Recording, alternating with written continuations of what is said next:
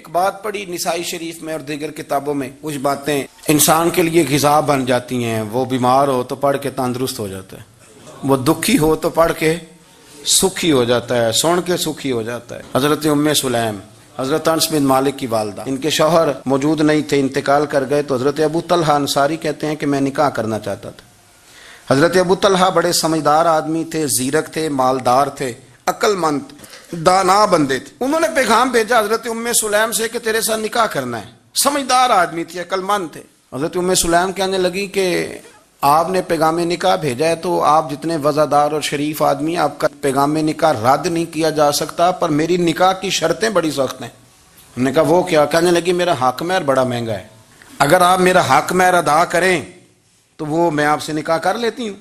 حضرت ثابت رضی اللہ تعالیٰ عنہ فرمایا کرتے تھے دنیا میں اتنا تگڑا حق مہر میں نے کسی بی بی کا نہیں دیکھا، اور اتنا خوبصورت بھی نہیں دیکھا جتنا حضرت ام سلیم کا حق مہر ہے. حضرت ابو طلحہ کہنے لگے بی بی تو حق مہر بتا، تیرا کیا حق مہر ہے؟ دیکھو ان لوگوں کا ایمان کتنا مضبوط تھا، تعلق کتنا گہرا تھا. ام سلیم کہتی ہے حق مہر دے دو، اور جو لفظ انہوں نے بیان کیے وہ اتنے شاندار ہیں کہ وجد کرنے کو دل کرتا ہے.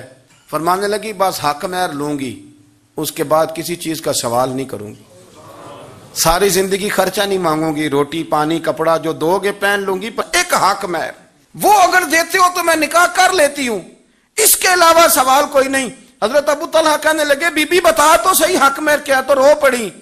کہنے لگی تو غیر مسلم ہے، میرے نبی کا کلمہ پڑھ جا، یہی میرا حق مہر بن جائے گا. تو حضور کا غلام ہو جا، میں ساری زندگی روٹی نہیں مانگتی، میں کسی شے کا سوال نہیں کرتی، میں غریبی میں جیوں گی، میں تھوڑے پہ گزارا کروں گی، پر میرے رسول کا کلمہ پڑھ جا، یہ میرا حق مہر بن جائے گا. آپ یارو اس درد کو سمجھو نا، تو کلمہ پڑھ جا. حضرت ابو طلحہ کہنے لگے میں بھی دین کے بڑا قریب تھا، لیکن تیرا سچا اور سچا جذبہ بتاتا ہے کہ دین سچا ہے.